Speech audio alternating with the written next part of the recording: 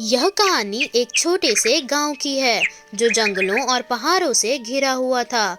इस गांव से कुछ ही दूरी पर एक सुनसान सड़क थी जिसे लोग भूतिया सड़क कहते थे।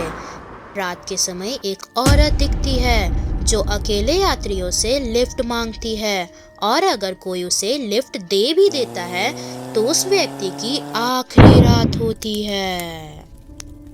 एक दिन शहर में रहने वाला एक युवक राजीव अपने गांव आया हुआ था। राजीव पढ़ाई और काम के सिलसिले में शहर में बस गया था, लेकिन उसे जब भी मौका मिलता था तो वह अपने गांव आ जाता था। और इस बार भी अर्जुन को अपने गांव आने का मौका मिला, तो ये मौका अर्जुन कैसे छोड़ सकता था। इसलिए उसने अपने दोस्त अर्जुन को लिया और बाइक से उसके साथ गांव पहुंच गया। गांव पहुंचते ही उसने अपने गांव वालों से सुना कि हाल ही में भूतिया सड़क पर एक ट्रक ड्राइवर की रहस्यमय तरीके से मौत हो गई है। लोगों का कहना था कि उसने लिफ्ट मांगने वाली चुड़ैल को लिफ्ट दी थी। राजीव को इन कहानियों पर बिल्कुल विश्वास नहीं था।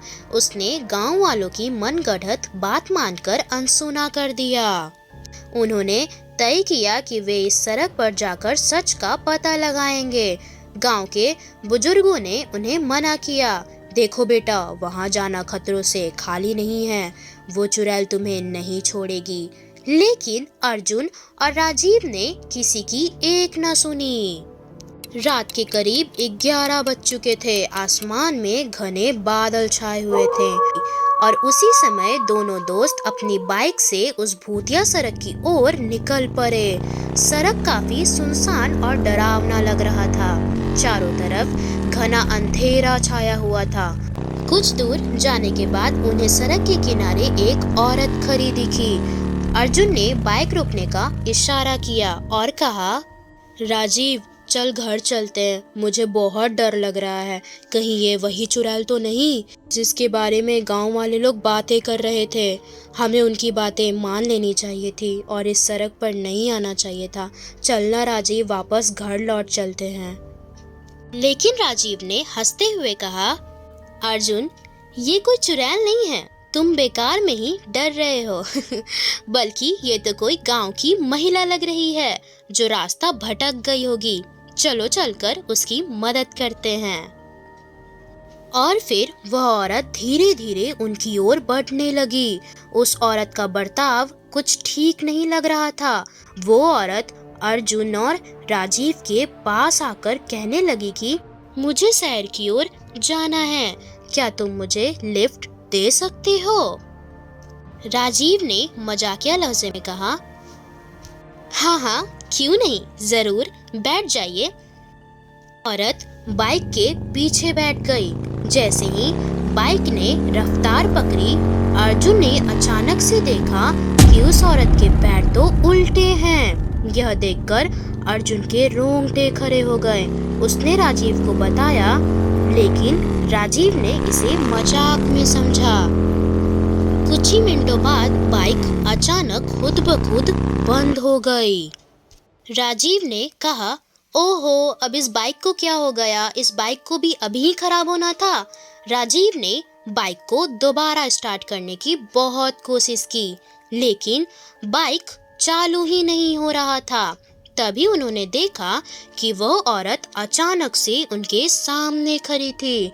अब उसका चेहरा डरावना हो गया था। वो अपने चुड़ैल के रूप में आ गई थी। तुमने मुझे लिफ्ट दिया है, अब तुम्हें अपनी जान गंवानी होगी। तुम दोनों की ये आखिरी रात होगी। वे घबरा गए और वहां से भागने की कोशिश करने लगे, लेकिन राजीव और अर्जुन अपने जगह से हिल नहीं पा रहे थे और वो चुड़ैल धीरे धीरे उन दोनों के पास आ रही थी। राजीव ने कहा, तुम कौन हो? हाथ जोड़ता हूँ मैं, हमें छोड़ दो, हमें जाने दो। चुड़ैल ने कहा, मैं इस सड़क पर कई साल पहले मारी गई थी। एक ट्रक ड्राइवर ने मुझे कुचल दिया था और तब से मेरी आत्मा यहीं भटक रही है। मैं हर उस इंसान से बदला लेती हूँ जो मुझे लिफ्ट देता है, और अब तुम्हारी बारी है। गांव के बुजुर्गों ने कहा था कि आग से आत्माओं को डराया जा सकता है। जैसे ही अर्जुन ने आग लगाई, वैसे ही वो चुड़ैल जोर जोर से चीखने लगी। आग की रोशनी से वो चुड़ैल डर के मारे गायब हो गई। वहीं राजीव और अर्जुन ने जल्दी से बाइक स्टार्ट किया और वहां से भाग निकला। कहते हैं आज भी उस सड़क पर कोई रात में जाने की हिम्मत नहीं करता है।